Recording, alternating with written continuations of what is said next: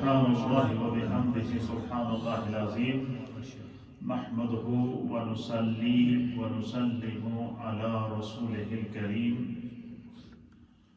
أما بعد فأعوذ بالله من الشيطان الرجيم بسم الله الرحمن الرحيم ومن يطع الله والرسول فأولئك مع الذين أنعم الله عليهم من النبيين والصديقين والشهداء والصالحين آمنت بالله وصدق الله مولانا العظيم وصدق رسوله النبي الأمين الكريم إن الله وملائكته يصلون على النبي يا أيها الذين آمنوا صلوا عليه وسلموا تسليما اللهم صل وسلم على سيد الأنبياء والمرسلين وعلى آله الطيبين وأصحابه الطاهرين أجمعين الصلاة والسلام عليك يا سيدي يا رسول الله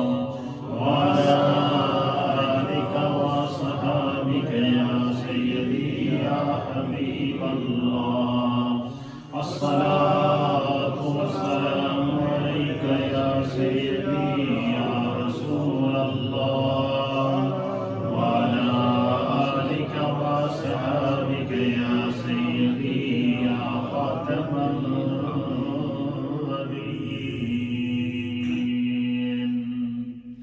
حضرات محترم اللہ رب العالمین کا لاکھ لاکھ شکر ہے کہ ہم سب اپنی زندگی میں ایک مرتبہ پھر ربیع الاول شریف کی بہاروں سے فیض یاب ہو رہے ہیں۔ اب یقین جانیے اگر کسی کے ہاں کوئی خوشی ہو، ایسی نایاب خوشی ہو کہ انسان اپنے آپ میں نہیں رہتا اور وہ اس خوشی کو اپنے دوستوں میں، احباب میں، خاندان میں بکھیر کر اس کو بیان کرتا ہے اور مختلف انداز اور پہلوؤں سے بیان کرتا ہے، لیکن وہ لمحہ کیا لمحہ ہوگا کہ جس لمحے اللہ نے وجہ تخلیق کائنات جناب سید العالمین محمد الرسول اللہ صلی اللہ علیہ وسلم کو دنیا میں بھیجا۔ تو یہ ربیع الاول شریف کے جو مہینہ ہے یہ بڑا بابرکت مہینہ ہے۔ مفسرین اور محدثین نے لکھا ہے کہ اللہ رب العالمین نے قرآن کریم کو جس شب میں نازل کیا اس شب کا اللہ ذکر فرماتے ہوئے فرماتا ہے کہ اِنَّا أَنزَلْنَاهُ فِي لَيْلَةِ الْقَدْرِ، بے شک ہم نے اس قرآن کو لیلۃ القدر میں نازل کیا۔ پھر اللہ تعالیٰ کیونکہ لیلۃ القدر کو قرآن کے نزول کے ساتھ نسبت ہو گئی، اللہ نے کہا کہ راتیں تو ساری راتیں ہوتی ہیں، ہر روز رات آتی ہے، لیکن اس کی کیا وجہ ہے کہ اس رات کو خدا بیان کر رہا ہے۔ اور پھر اللہ تاکیداً کہہ رہا ہے کہ وَمَا أَدْرَاكَ مَا لَيْلَةُ الْقَدْرِ، اور تمہیں کیا معلوم کہ یہ لیلۃ القدر کیا ہے؟ تمہیں اس لیلۃ القدر کی عظمت کا علم نہیں ہے۔ پھر اللہ تعالیٰ خود اس کی فضیلت کو بیان کرتا ہے۔ اللہ فرماتا ہے کہ لیلۃ القدر خیر من الف الشہر، فرمایا کہ لیلۃ القدر کا جو جس بندے کو اس مقدس رات کا لمحہ نصیب ہو جائے تو فرمایا کہ ایک لمحہ عبادت 1000 مہینوں کی عبادت سے زیادہ اللہ تعالیٰ۔ اور صرف یہی نہیں کہ صرف عبادت کرنے والے کو ہی اجر ملتا ہے، بلکہ اللہ فرماتا ہے کہ اس رات کی جہاں اور برکات ہیں وہاں ایک برکت اور بھی ہے کہ تنزل الملائکۃ والروح، اس رات کو جبریل علیہ السلام فرشتوں کے جلوسوں کے ساتھ، فرشتوں کے ایک اجتحام کے ساتھ دنیا میں نازل ہوتے ہیں، اور جبریل علیہ السلام اور فرشتے آسمان سے زمین پر نازل ہوتے ہیں۔ اور اللہ فرماتا ہے کہ یہ سلامتی والی رات ہے، اور سورج کے غروب ہونے سے لے کر سورج کے طلوع ہونے تک ہے حتی مطلع الفجر، سورج کے طلوع ہونے تک رحمت ہی رحمت برستی رہے۔ کیوں؟ اتنی بڑی فضیلت کہ پوری رات رحمت برستی ہے، پوری رات اللہ کی رحمت صدائیں دیتی ہے. کیوں؟ اس رات کو اللہ فرماتے ہیں میں نے اپنی مقدس کلام قرآن کو نازل کیا. علماء لکھتے ہیں کہ اب آپ خود اندازہ لگائیں کہ اگر قرآن کے نزول کی برکت اتنی ہے کہ ایک سجدہ دو تو 1000 سجدوں سے بہتر ہے، ایک رکوع کرو تو 1000 رکوعوں سے بہتر ہے، ایک قرآن پڑھو تو 1000 قرآن پڑھنے سے تمہیں اللہ تعالیٰ اجر و ثواب عطا فرمائے گا، صرف اس لیے کہ اس رات میں قرآن نازل ہوا. تو محدثین اور مفسرین کہتے ہیں کہ پھر آپ ذرا تصور میں جا کر سوچیں اس رات کا کیا عالم ہوگا کہ جس رات میں اللہ نے صاحب قرآن کو نازل کیا. قرآن تو حضور علیہ الصلوۃ والسلام کی وجہ سے ہمیں ملا. جس رات کو قرآن نازل ہوا وہ اگر 1000 مہینوں سے بہتر ہے تو جس رات کو خدا نے صاحب قرآن کو زمین کے اوپر بھیجا ہے، یعنی نبی پاک صلی اللہ علیہ وسلم کی ولادت ہوئی ہے، اس رات کی عظمت کا کیا عالم ہوگا. علماء کہتے ہیں کہ لیلۃ المیلاد، کہ نبی پاک صلی اللہ علیہ وسلم کے میلاد کی جو شب ہے جسے 12ویں شب کہتے ہیں، اور میں اس شب کو کثرت سے درود پڑھنے سے، تلاوت قرآن کرنے سے، عبادات کرنے سے اللہ تعالیٰ لیلۃ القدر سے زیادہ ثواب عطا فرمائے. اور وہ رات شب میلاد مصطفیٰ کی جو شب ہے، وہ شب جو ہے وہ جو لیلۃ القدر سے افضل ہے. کیوں کہ لیلۃ القدر میں قرآن نازل ہوا اور شب میلاد کو صاحب قرآن اللہ نے نازل کیا. یہی وجہ ہے کہ صحابہ اکرام رضوان اللہ تعالیٰ علیہم اجمعین نبی پاک صلی اللہ علیہ وسلم سے بے پناہ محبت کرتے ہیں، اور محبت کی ایسی ایسی داستان رقم ہے کہ انسان سنتا ہے تو ایمان تازہ ہو جاتا ہے. کیونکہ ہمارا اس ہفتہ وار مجلس کا معمول ہے کہ ہم اس میں نبی پاک صلی اللہ علیہ وسلم کی 1 یا 2 حدیثیں سیکھتے ہیں. آج میں نے آپ کے لیے اس حدیث کا انتخاب کیا ہے، آپ سنیں کہ آپ کا ایمان تازہ ہو جائے گا. اس میں ام المؤمنین سیدہ عائشہ صدیقہ رضی اللہ تعالی عنہا وہ اس حدیث کی راویہ ہیں، اور وہ ام المؤمنین کہ جو خلوت میں جلوت میں ہر لمحہ رسول اللہ کے ساتھ رہی، اور حضور علیہ الصلوۃ والسلام کا جب وصال شریف ہوا اور جب آپ کی روح مبارک قبض ہو رہی تھی، تو حدیث کے اندر آتا ہے، سیرت کی کتابوں کے اندر لکھا ہے کہ نبی پاک صلی اللہ علیہ وسلم کا اس وقت سر مبارک ام المؤمنین کی گود میں تھا. حضور ام المؤمنین کو دیکھ رہے تھے اور ام المؤمنین سرکار کے چہرہ انور و چہرہ مطہرہ کا دیدار کر رہی تھی. اسی عالم میں سرکار کی روح مبارک قبض ہوئی، یعنی آخری لمحہ میں ام المؤمنین کو سرکار دو عالم صلی اللہ علیہ وسلم کا دیدار اور آپ کا وصال اور آپ کا قرب نصیب ہوا. وہ اس حدیث کی راویہ ہیں، وہ بیان کرتی ہیں کہ صحابہ اکرام حضور سے کس طرح محبت کرتے تھے. وہ کہتی ہیں کہ میں نے ایک منظر دیکھا اور جس کو میں نے اپنی آنکھوں سے دیکھا، اور پھر اس منظر کو میں آپ کے سامنے بیان کرتی ہیں. وہ منظر کیا ہے سنیے گا، آپ کا ایمان کرے. حدیث پاک کے اندر آتا ہے، امام طبرانی نے، ابو نعیم نے اور دیگر محدثین نے اس کو نقل فرمایا ہے. وعن عائشہ رضی اللہ تعالی عنہ، کہ ام المؤمنین سیدہ عائشہ صدیقہ رضی اللہ تعالی عنہ بیان کرتی ہیں، قالت، آپ کہتی ہیں کہ میں سرکار دو عالم صلی اللہ علیہ وسلم کی بارگاہ میں موجود تھی. حضور علیہ الصلوۃ والسلام کہتی ہیں، جاء رجل الی رسول اللہ صلی اللہ تعالی علیہ وآلہ وسلم. آپ فرماتی ہیں کہ حضور علیہ السلام کے پاس میں بیٹھی ہوئی تھی تو اتنے میں ایک شخص آیا. نبی پاک صلی اللہ علیہ وسلم کی بارگاہ میں ایک صحابی رسول آئے اور حاضر ہوئے. حضور کے پاس آئے تو جب وہ آئے تو حضور علیہ الصلوۃ والسلام نے ان سے فرمایا کہ اے میری ہدایت کے ستارے، خیریت آج کیوں کیسے آنا ہوا؟ تو انہوں نے کہا کہ یا رسول اللہ میرے دل کی ایک بڑی عجیب کیفیت ہے، ایک عجیب و غریب کیفیت ہے میرے اندر، میرے اندر ایک عجیب ایک طوفان امڑ رہا ہے اور میں چاہ رہا ہوں کہ اس کو آپ کے سامنے بیان کروں. تو حضور نے فرمایا کہ بیان کرو. کیا بات ہے؟ ام المؤمنین کہتی کہ اس شخص نے آ کر کہا، یا رسول اللہ، اے اللہ کے رسول، انکا لأحب الی من نفسی وانکا لأحب الی من اہلی وَأَحَبُّ إِلَيَّ مِنْ وَلَدِي وَإِنِّي لَأَكُونُ فِي بَيْتِي فَأَذْكُرُكَ فَمَا أَصْبِرُ حَتَّى آتَيْكَ فَانْظُرْ إِلَيْكَ. وہ صحابیہ ام المومنین کہتی کہ وہ صحابی رسول نبی پاک صلی اللہ علیہ وسلم کی بارگاہ میں آئے اور انہوں نے عرض کی کہ یا رسول اللہ، یا حبیب اللہ، میرے ماں باپ آپ پر قربان ہو جائیں، انک لاحب الی من نفسی. یا رسول اللہ، خدا دی قسم میں اپنی جان کو زیادہ تواڈے نال پیار کرتا ہوں. کیا وہ صحابی رسول نے کیا عرض کیا کہ یا رسول اللہ، اللہ کی قسم میں اپنی جان سے زیادہ آپ سے محبت کرتا ہوں، میں اپنی جان سے زیادہ آپ سے پیار کرتا ہوں.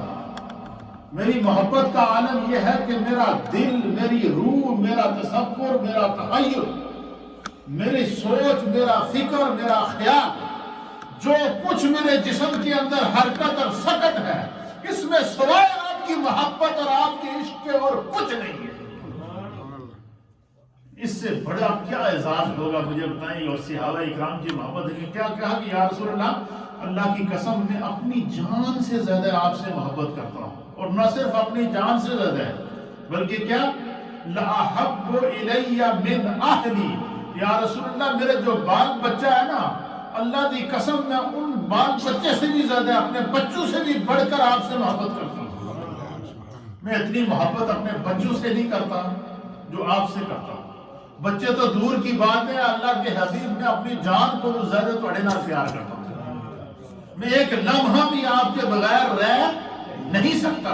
میرے اندر ایک کیفیت ہے جس کا میں اظہار آپ کے سامنے کرنا چاہتا ہوں، اور وہ کیا ہے کہ میں اپنی جان سے زیادہ آپ سے محبت کرتا ہوں.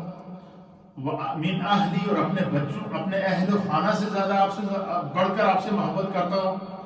وَأَحَبُّ إِلَيَّ مِنْ وَلَدِي. یا رسول اللہ، مجھے رب نے بڑے پیارا بیٹا عطا فرمایا، بڑے پیارے پیارے بچے عطا فرمائے ہیں.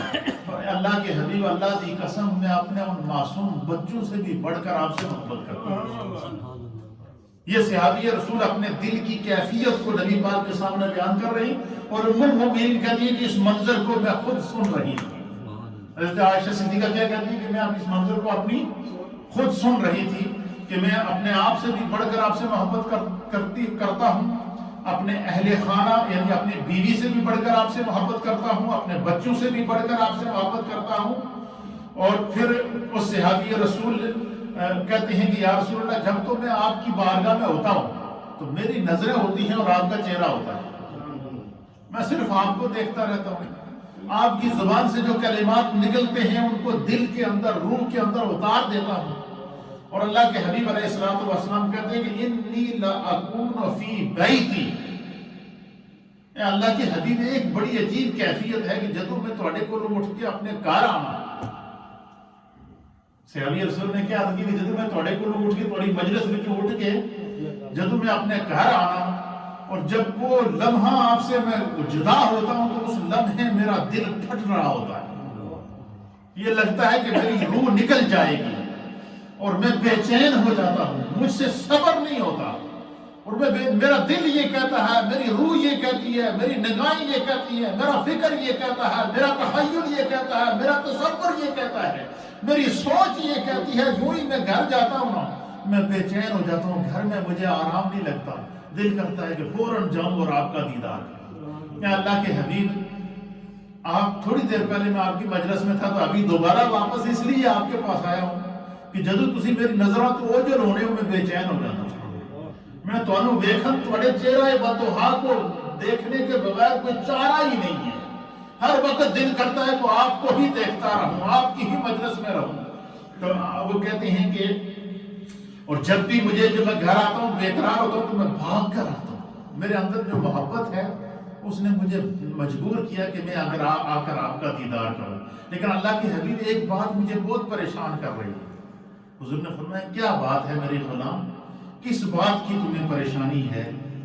تو صحابی رسول نے عرض کیا کہ اے اللہ کے، وَإِذَا ذَكَرْتُ مَوْتِي، اے اللہ کے حبیب اس زندگی میں جدوں میں تھوڑی یاد آتی تو میں فوراً بھج کے تھوڑے کو آ جاؤں، میں آ کے تھوڑا چہرہ دیکھتا ہوں، میں آ کر آپ کا دیدار کرتا ہوں، میں آ کر آپ کی مجلس میں بیٹھتا ہوں، میری نظریں آپ کے چہرہ وضحا کو دیکھ رہی ہوتی ہیں، لیکن مجھے پریشانی صرف یہ ہے کہ جب مجھے موت آئے گی تو میں آپ سے جدا ہو جاؤں گا۔ نعرہ تکبیر، نعرہ رسالہ، یا رسول اللہ، یا حبیب اللہ، مجھے پریشانی کیا ہے کہ جب میرے جسم سے روح نکلے گی، اور پھر یہ بھی عرض کیا کہ یا رسول اللہ یہ مجھے یقین ہے کہ تھوڑی محبت میں تو جہنم بھی اتنی جان دینا، تھوڑی محبت اور آپ کے اوپر جو ایمان ہے مجھے جہنم میں نہیں لے جائے گا، جاؤں گا میں جنت میں۔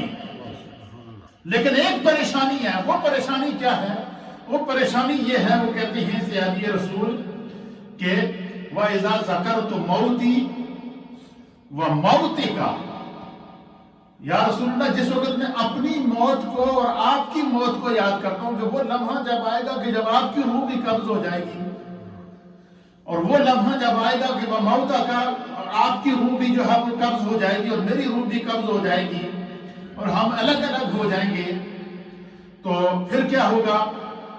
اَنَّكَ إِذَا دَخَلْتَ الْجَنَّةَ رُفِعَتْ مَعَ النَّبِيِّينَ، یا رسول اللہ جب اسی سارے جنت بھی جاؤں گے آپ کا تو اونچا مقام ہوگا، آپ مع النبیین، اللہ نے تو انبیاء واسطے جنت میں بھی اونچا مقام بنایا، آپ جنت میں اونچے مقام پر ہوں گے اور ہم نچلے مقام پر ہوں گے، تو یہاں جب مجھے آپ کی یاد آتی ہے تو میں بھاگ کر آپ کے پاس آ جاتا ہوں، آپ کا دیدار کرتا ہوں، لیکن جنت میں جب مجھے آپ کی یاد آئے گی تو آپ تو بہت بلند مرتبے پر ہوں گے، اونچے مقام پر ہوں گے، تو میں وہاں آپ کے پاس کیسے پہنچ جاؤں، وہاں میں کیسے پہنچوں گا؟ اب آپ اندازہ لگائیے کتنا بڑا جذبہ ہے اور محبت کی کتنی بڑی علامت ہے۔ تو اللہ اکبر، کہتے ہیں کہ جب وَأَنِّي إِذَا دَخَلْتُ الْجَنَّةَ کے پاس جب میں جنت میں داخل ہوں گا اور وہاں پر لا اراکا آپ کو نہیں پاؤں گا، آپ تو جنت کے اونچے درجے پر ہوں گے، تو پھر کیا ہوگا؟ تو اس لمحے میں کیا کروں گا؟ اللہ اکبر، بس نہ جانے اس صحابی رسول کی کیا کیفیت تھی۔ آپ اندازہ لگائیں کہ جب کہتے ہیں نا دل سے جو بات نکلتی ہے اثر رکھتی ہے، پر نہیں طاقت پرواز مگر رکھتی ہے۔ اب اس صحابی رسول کا جو جذبہ تھا اس کی کیا کیفیت ہوئی ہوگی کہ گھر سے بھاگ کر، ابھی تھوڑی دیر پہلے حضور کی مجلس میں تھے، گھر گئے، گھر پہنچے، گھر میں سرکار کی یاد نے تڑپایا تو بھاگ کر واپس آ گئے۔ اب جب واپس آئے تو اللہ کے حبیب علیہ السلام کی بارگاہ میں عرض کیا کہ یا رسول اللہ، یا حبیب اللہ، تو مجھے یہ بات مجھے پریشان کیے ہوئے کہ جنت میں آپ جب اونچے درجے پر ہوں گے اور ہم تو غلام ہیں، ہم نیچے درجے میں ہوں گے، تو وہاں ہم آپ کے پاس کیسے پہنچ سکیں گے، کیسے دیدار کریں گے؟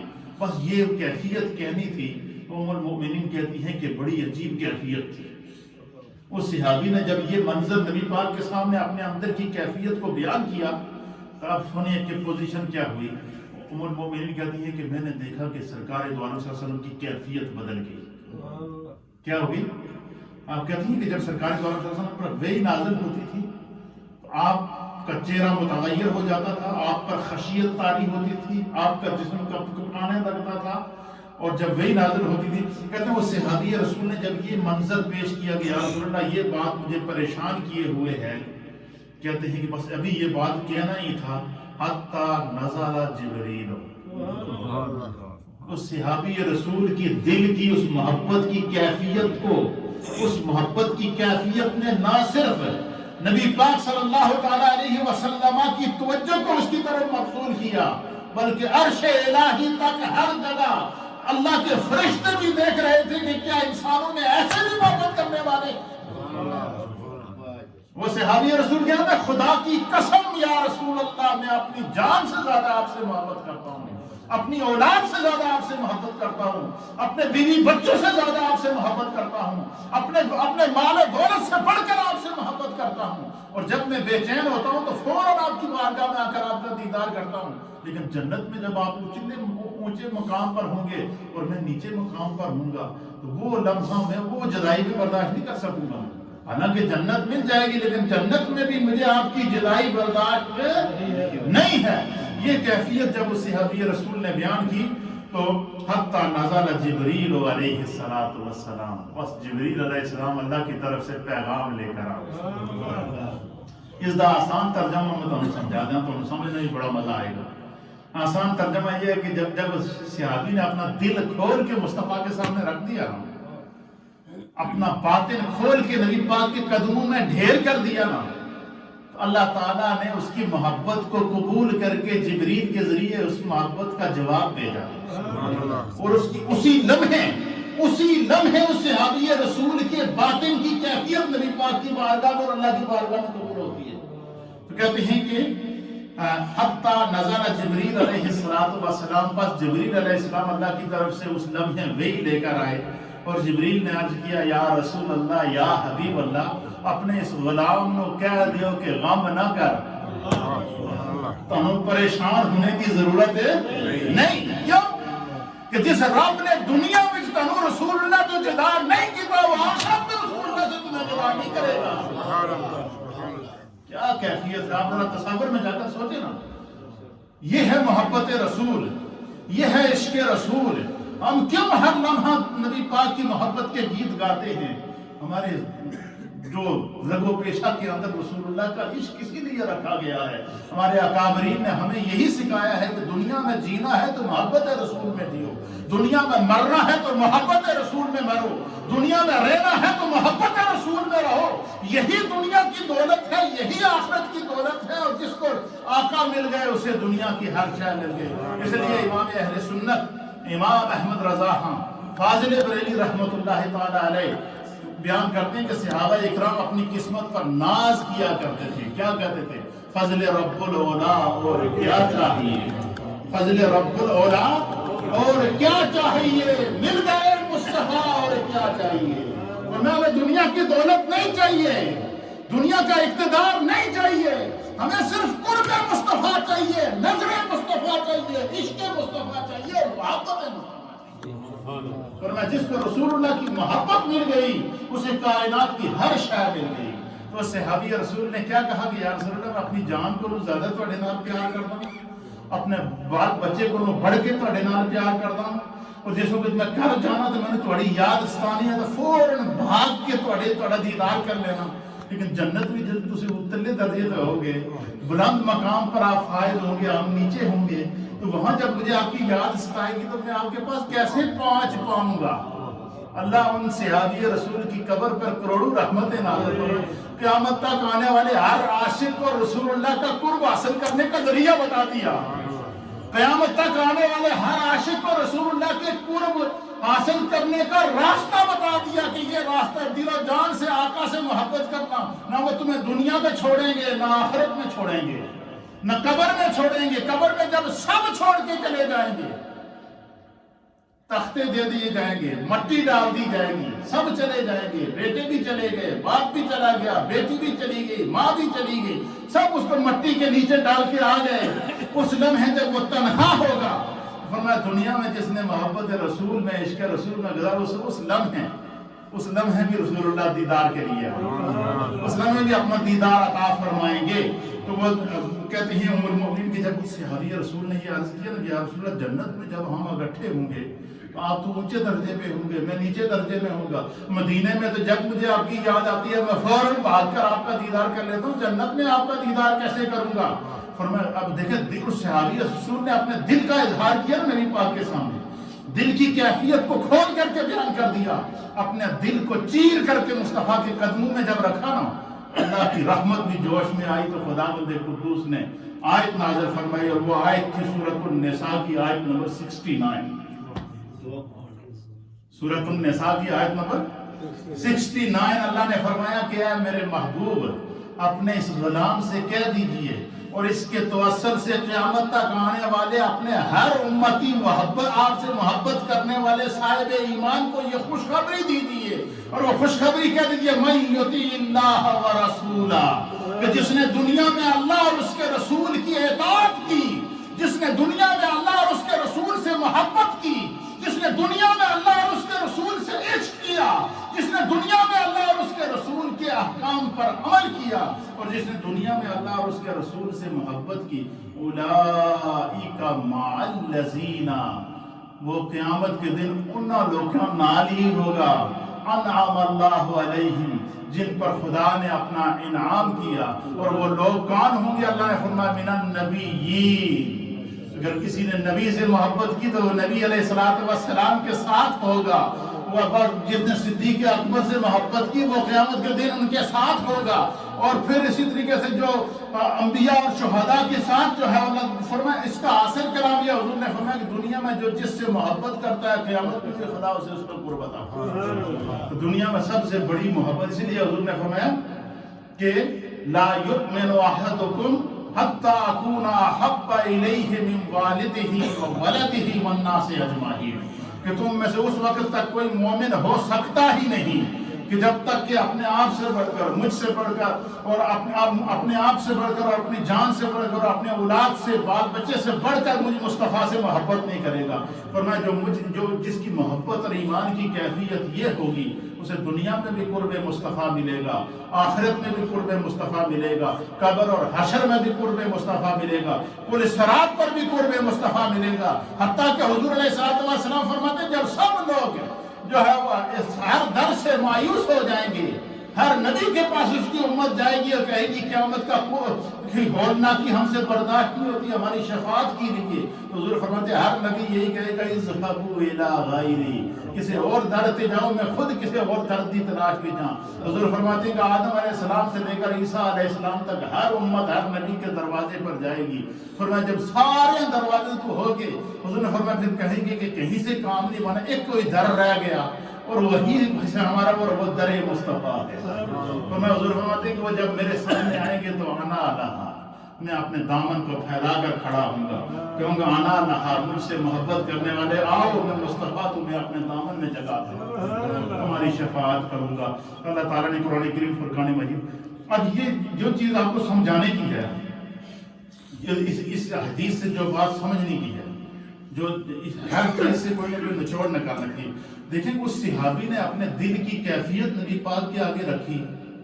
حضور بھی اسے کہہ سکتے تھے کہ تمہیں فکر کرنے کی ضرورت نہیں، تو اگر دنیا میں مجھ سے محبت کرتا آخرت میں بھی میرے ساتھ ہوگا، یہ سرکار کہہ سکتے تھے نا، حضور نے تو اللہ نے اختیار دیا تھا، لیکن قبل اس کے کہ سرکار کہتے خدا نے نہیں نازل کر دی، اللہ نے قرآن نازل کر دیا، خدا نے شورٹی دے دی، اللہ نے گارنٹی دے دی کہ تم میرے مصطفیٰ سے محبت کر کے تو دیکھو، تم دنیا میں مصطفیٰ سے محبت کرو گے تو تمہیں قیامت میں قرب مصطفیٰ بھی ملے گا اور قرب خدا بھی ملے گا۔